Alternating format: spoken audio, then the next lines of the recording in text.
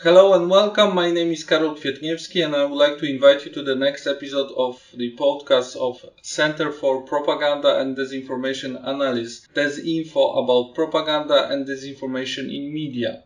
My today guest is Evija Djatkoviča, who is the head of the Belarus and Eastern European program at the Center for Geopolitical Studies in Riga and holds a research position in the Riga Stradins University.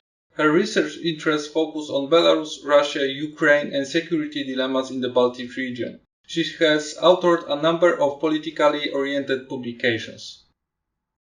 And my first question will be some general overview for our listeners from Poland and maybe from other countries. What's the difference between the Baltic states, because you are living in Latvia and you had monitoring the Baltic states during our project? What's the difference between Baltic state and post-Soviet countries, and maybe also with the differences between the West? What's the characteristic of the Baltic states in terms of information and monitoring of the information space?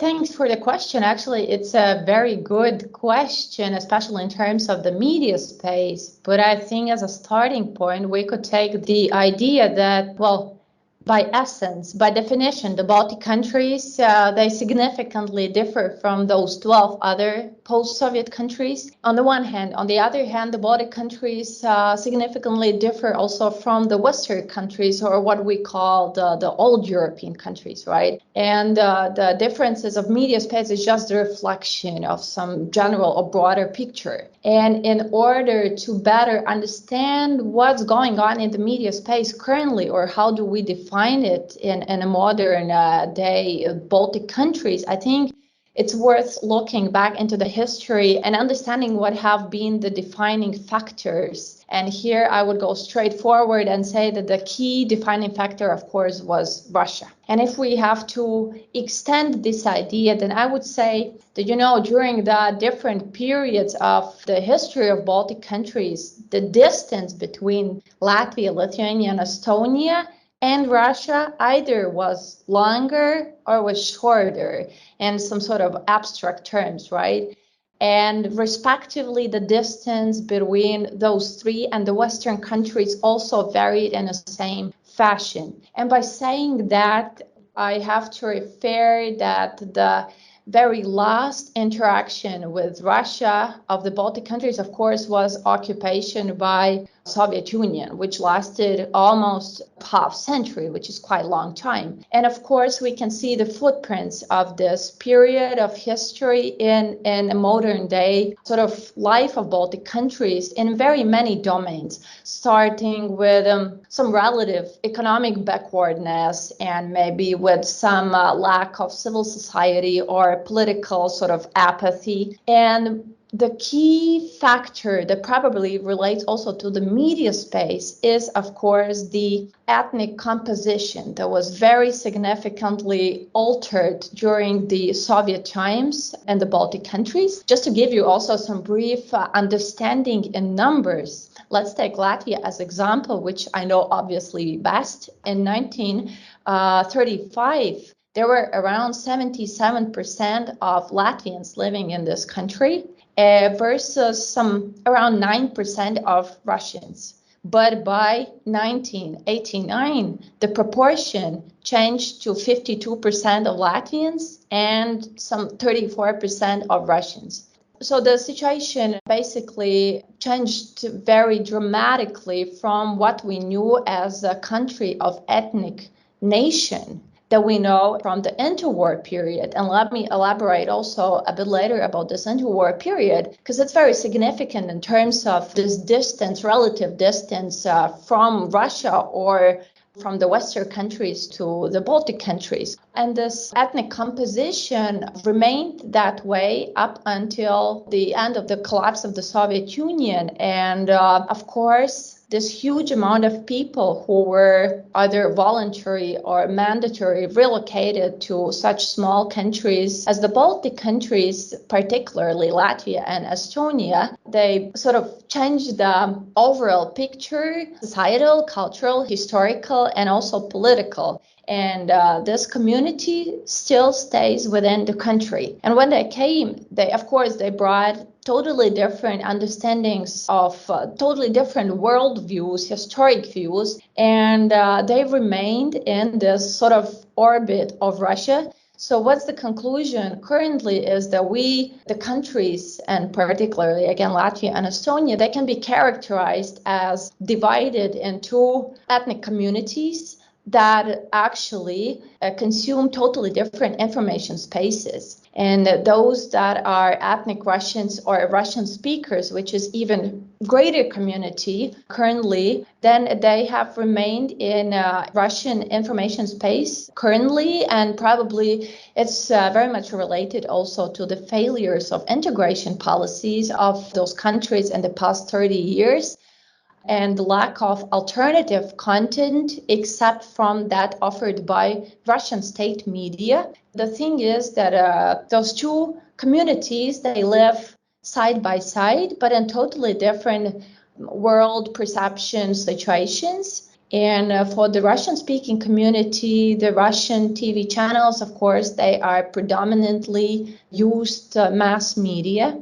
At the end of the day, what happens is that they take over the perceptions and sentiments that are offered by Russian official state media, and currently, but also before, it has been often disinformation or propaganda, as we call it, which of course affects internal coherence and perception of international relations around.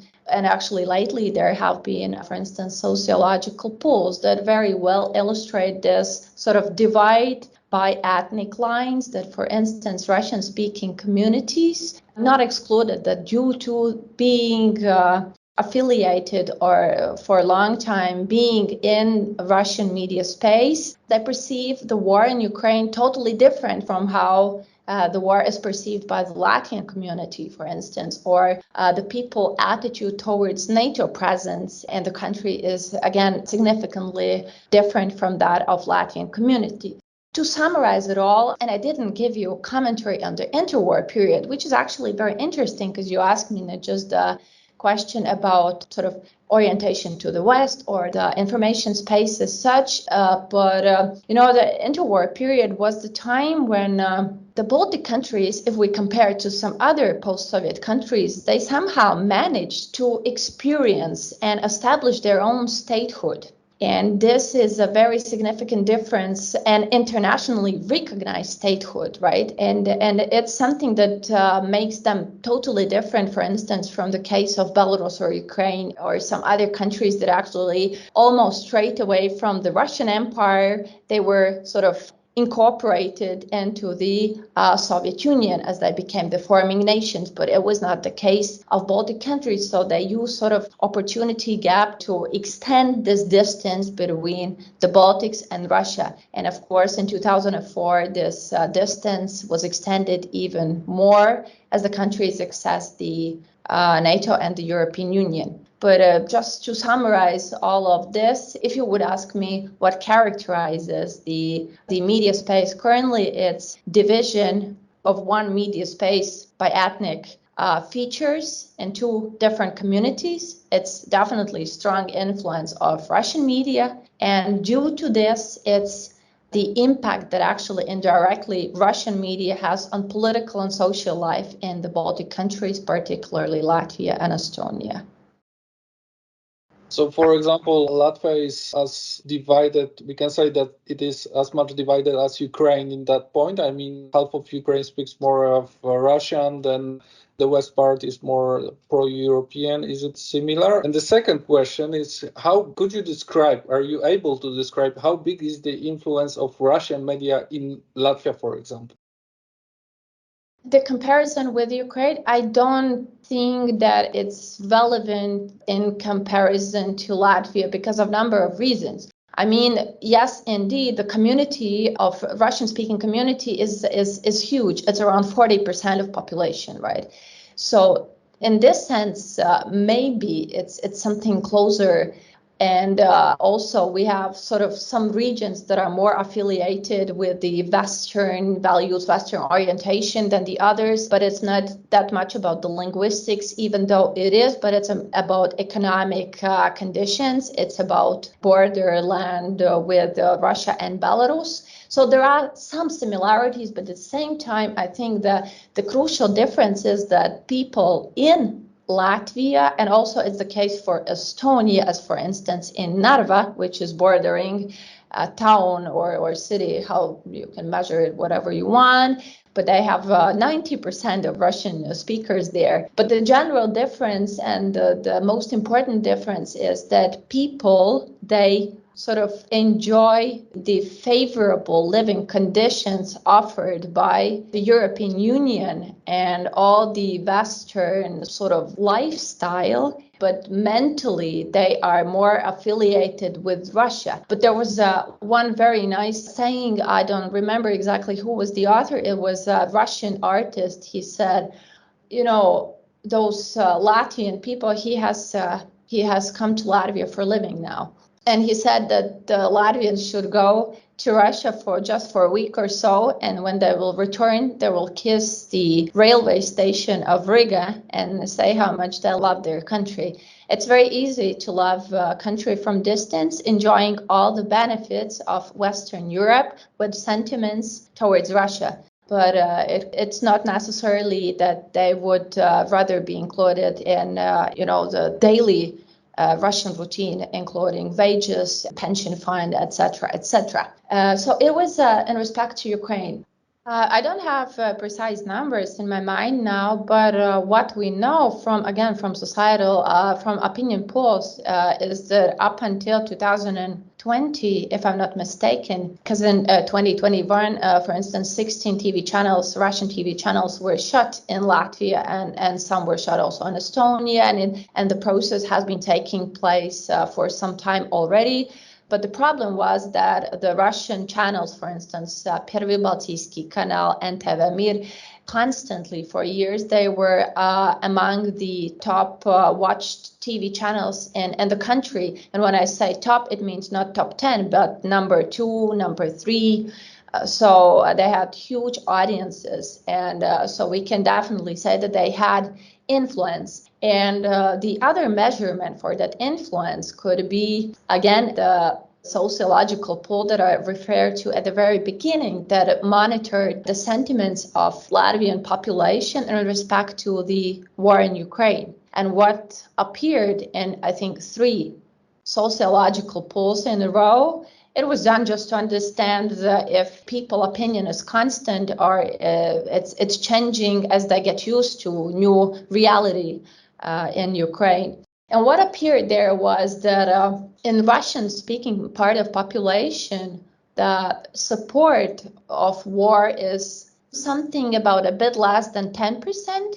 But the problem was with the people, with the enormously large group of people, which was between 40 and 50% of Russian-speaking community who didn't have clear position on war in Ukraine. So they don't see the situation as black and white, as, for instance, the Latvian community do, right? We see aggressor, we see the violation of international norms or humanitarian norms of whatever. And then we have like 40% of population, general population, that says that, well, I'm not sure how I feel about it, which definitely says that something has been wrong with integration policy of these people, and they still live in some different type of reality, or at least they have been living for a long time and now they are not sure what's happening. It's like cognitive dissonance for them. They believe that Russia is defender, even in relation to the Second World War, and it's just somehow it doesn't fit in their perceptions about Russia itself and about the world. So yes, there is influence. And from the other hand, what was the image of the Baltic states that built Russia propaganda? The image of the Baltic countries, I think that we saw some very sort of persistent narratives during the monitoring process. And then we saw some also new elements. And when we elaborate then in terms of those persistent elements, I saw probably, there were not that many other people monitoring the Baltics. The emphasis on the human rights of the Russian community, of the Russian minority. And human rights, it means that every time when there was occasion, probably also given by, for instance, Latvian state or Estonian state, in terms of, I think the most significant in a couple of few months back were news about Estonians going to have education purely in Estonian language. And it was elaborated by Russian media. And it was the same case when Latvia decided to go ahead with this reforms. Or, for instance, citizenship status is always a good point to refer in terms of Latvia and Estonia, as these are the countries that still have this kind of weird status. Then, of course, the violation of Russian community rights was emphasized when Latvians closed Russian TV channels. But that's nothing new. I mean, every time when Russia has opportunity to illustrate, demonstrate, and emphasize how the Russian community is insulted and their human rights, their right to sort of exercise their culture and their language is abused, then they definitely will emphasize and write and talk about it. And even the Russian president, during his press conference, or it was a meeting, I don't remember, but he made a comment about the closure of Russian media in Latvia. So then among those typical narratives, of course, we could see ideas of rebirth of Nazism and disgrace and no gratitude towards Russia in relation to liberation of the Baltic countries. And again, Latvia is a very significant example, as we have this Victory Day monument in the capital city. So it was exactly the time of the monitoring when the 9th of May was celebrated. It was in reference to the previous year, maybe. Nevertheless, there was a reference of celebration of 9th May and of George ribbons, for instance, when they were prohibited in Latvia. So there are also those typical elements that are just picked and put into the exact existing narratives. But what was a bit surprising maybe was that previously I didn't see that much of hostility driven towards the Baltic countries from the Russian media. And particularly, the Baltic countries were illustrated as the main driving force of standoff of NATO and Russia because of the regular military drills in the region. And again, we have to take into the account what was the time frame of this monitoring. It was the time when Russia increasingly did the buildup around the Ukrainian borders. And at the end of the monitoring, I think they already entered also Belarus with their drills, and then they remained there. And of course, the Baltic countries and NATO as a group reacted with more intense military exercising and with regrouping of military forces. And in response to this, Russia, of course, tended to illustrate the Baltic countries and also Poland, actually, as super hostile countries at the doorstep of Russia. So it really fit very well in their narrative of hostile environment and hostile neighborhood with definitely malign intentions. So it was something that I was not maybe expecting to see there. And of course, they received a new impulse during the migrant crisis to demonstrate the double moral standards of the Baltic countries and particularly Latvia, Lithuania, and also Poland, and the EU in general during the migrant crisis waged by Belarus. So there was also something new on the one hand. On the other hand, it goes along with the idea how the Baltic countries suppress the human rights of their own minority communities. So there was something new, but there was also something well known in those descriptions of the Baltic states.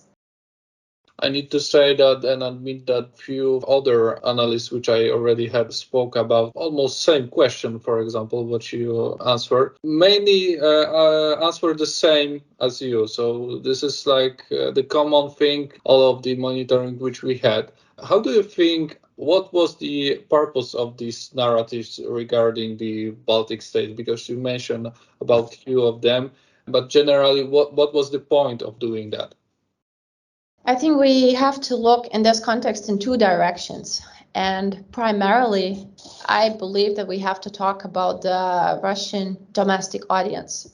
Because the media that I was monitoring, these were Russian niche media, right? And it's quite specific. And I strongly believe that they're mostly attended by Russia's own citizens. And so what they try to do by illustrating the Baltic countries in this way, again, I think we should split this in detail. So first of all, I think it, as I already mentioned, it very well goes along with their general perception or illusion that they are emphasizing and creating for their own citizens about hostility all around Russia, about external enemy, and which is not just far away in the United States of America, which is a kind of long-standing standoff. But the enemy is very close, and even among the former friends, which is even more painful for the domestic audience. And again, if we elaborate this idea further, then most likely it has been done, and it is being done currently, with the idea that it's a mechanism for national consolidation around the leadership. Because let's put it frankly, Russia doesn't have very many elements to be proud of in modern day, right? They don't have too much to show for their own citizens, neither in economic terms. Russia is not even among top 10 world economies. Their size of economies around Spain's, and then you see the difference of geographic territory and the number of people, and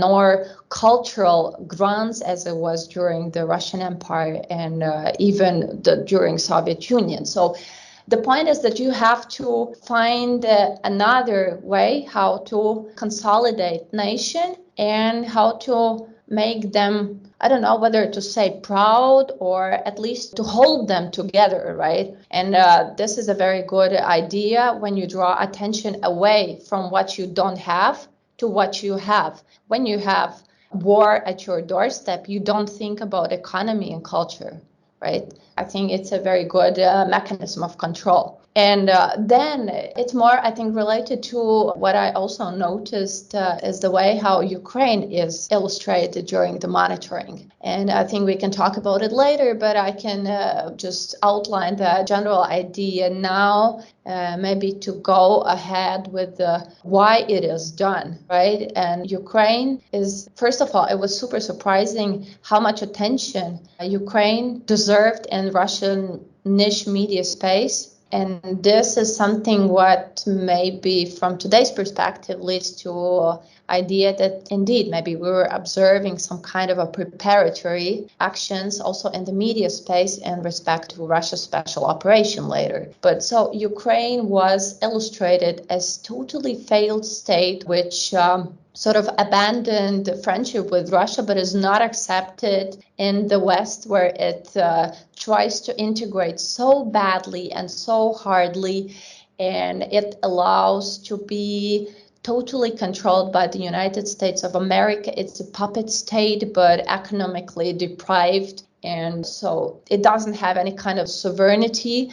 And this again leads in combination to how the Baltic countries are pictured. Maybe it was not that visible within this monitoring framework, but generally the Baltic countries are, in the broader terms, are actually presented in a very similar fashion. They are presented as economically failed countries after the collapse of Soviet Union. They are controlled by Western institutions and Western countries. Even when they have disadvantages, they have to pursue disadvantageous policies. So that they are sort of all the Baltic countries and Ukraine, they are illustrated as failed or semi-failed countries because they decided to leave the Russian orbit. And probably this is very much, again, related to sort of risks posed by the post-Soviet country fleeing in different direction to the Western direction for Russia itself, and maybe not for Russia as a country, but for existing regime.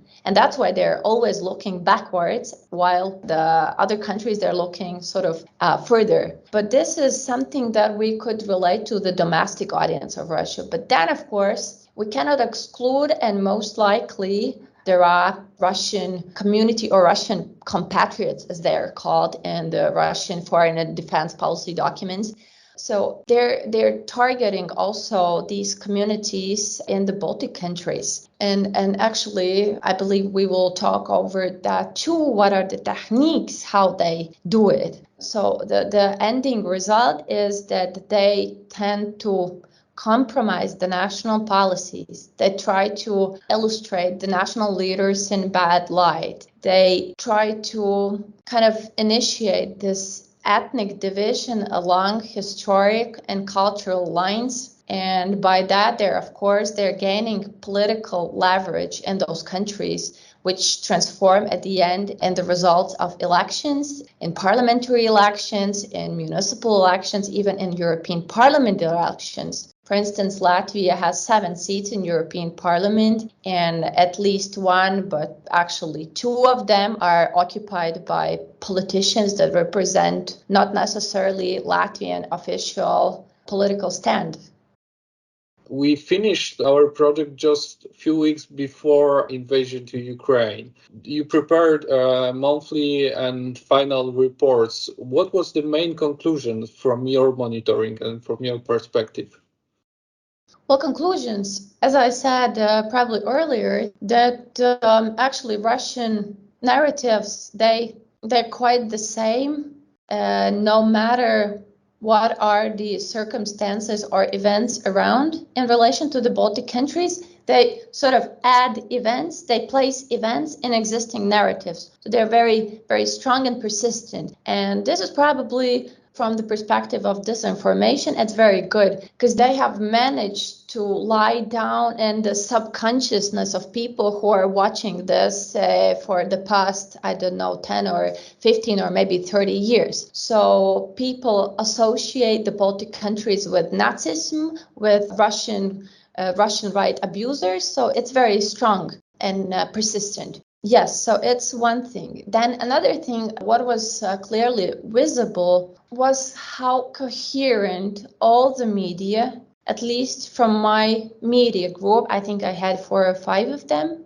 online writing media, how coherent they were on illustrating the world around Russia and Russia itself, which definitely illustrates the level of centralization of media and lack of freedom of expression and any ability of criticism or alternative view, which is probably not surprise, but it's different when you see it yourself in a certain time frame. Another element, I was quite surprised how fast Russian media could react to the events happening around with providing not just brief collection of facts, so like a snapshot, but they provided analysis in relation to that event. They provided historic background. They provided some analogies, which means that it says something about this media machinery of Russia.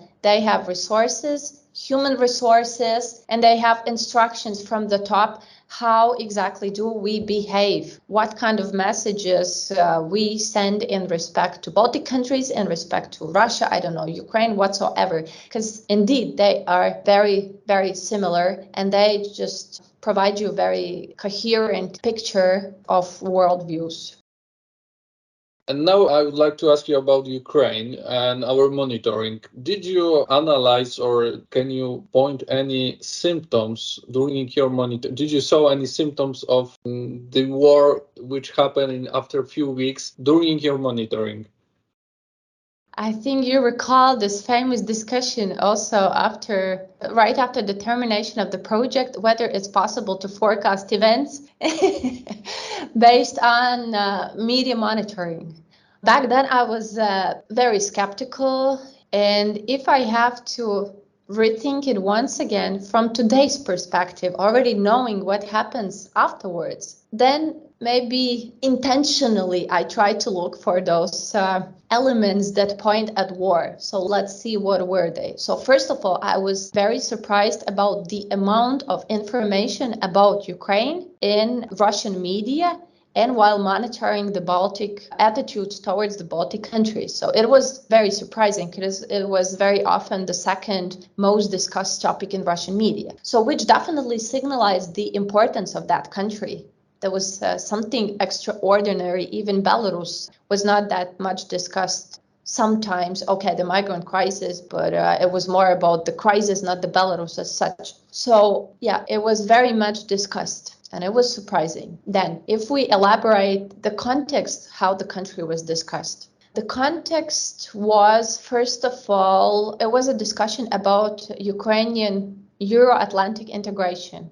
It was throughout the monitoring period, they were elaborating in a very sarcastic fashion Ukraine's drive towards NATO and the European Union. And in a way that actually nobody is looking and waiting for Ukraine in those organizations, not even the Baltic countries, which state that they are supporting Ukraine, that they were quoting very tendentiously the political leadership, just took out of the context one sentence and then made a very loud announcement that, okay, nobody's expecting Ukraine there. So it was another signal, but what exactly it says, I'm not sure, that they were not ready to let it go. Probably. They're under no circumstances letting Ukraine to become a member of not just of NATO, but also the European Union, because it would ultimately mean that it is leaving the geocultural space of Russia. And it is a very bad example for Russia, for Russian citizens. So they just couldn't do it.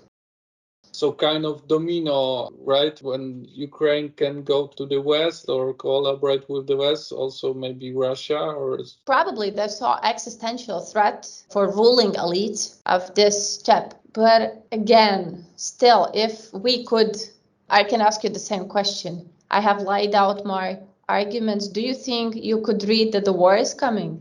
I didn't. I make some analysis, and just few days before the war, I was saying the war is impossible. So yeah, I don't know. Well, it would probably be my conclusion because not long before the war, I said the same, but it was not based on the monitoring, but just on my general perceptions, assumptions in terms of the situation. But I would say, if we would try to forecast events according to shifts in information space, that it's like, it's like doing drug tests. Then you need the control group.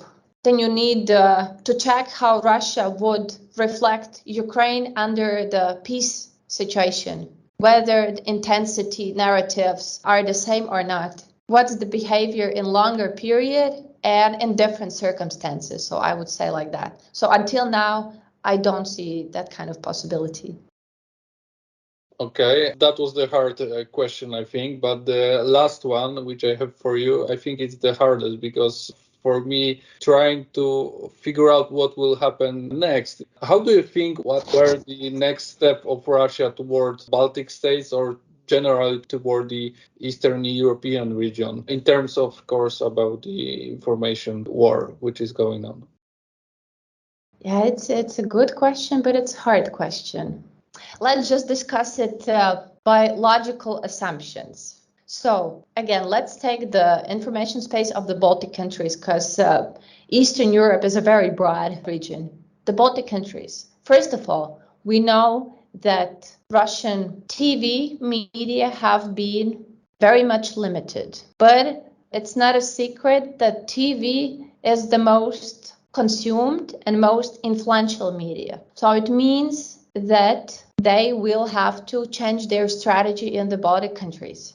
On the one hand. On the other hand, they still have quite big community or group of people with whom to work. And I think this is where we refer to the sociological pool that I described earlier. We know that in Latvian community, for instance, sentiments in respect to Ukraine war, they're very concrete. People don't accept Russia's position on this war. While people in Russian community, around at least 40% of them, they don't have clear vision. There are, I don't want to lie, don't remember what's the percentage who also are convinced that they don't accept Russian position. There is this position, it exists. It's not big, it's not small, it exists. And then there are around, let's take for simplicity, 10% of Russian speakers who already support Russia's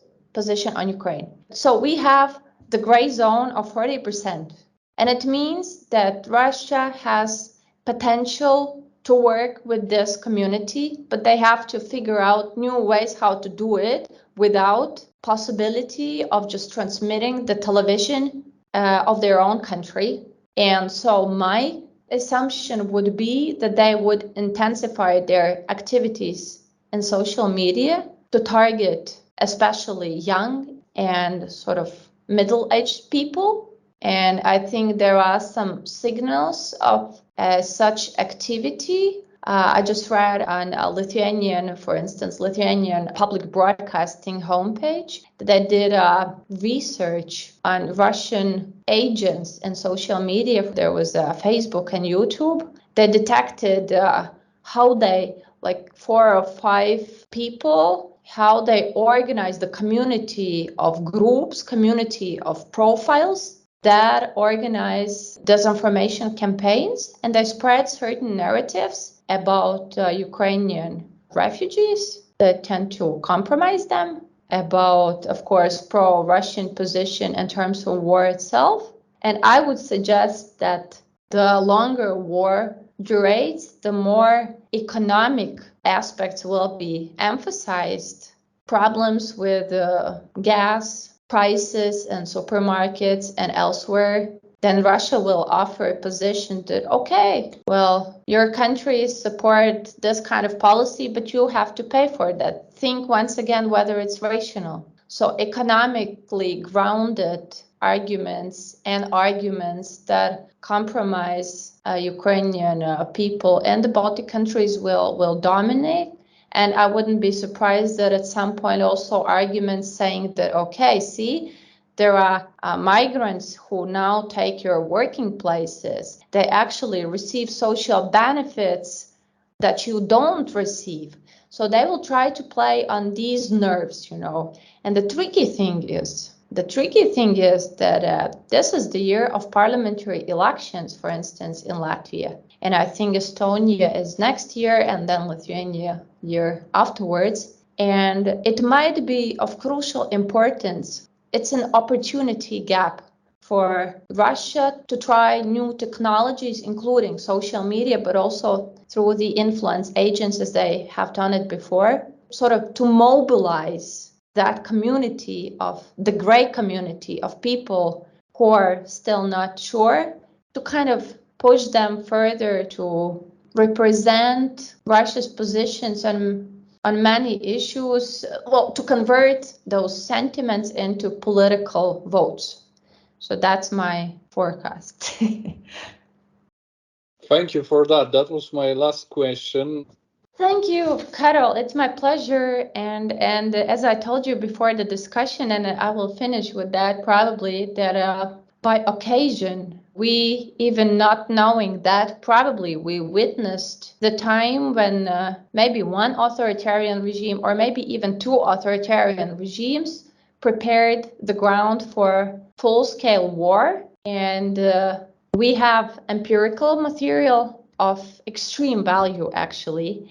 And probably we can develop from that some theoretical conclusions. And this could serve as a material for another project. That's something to consider for you. And I'm always happy to engage and help.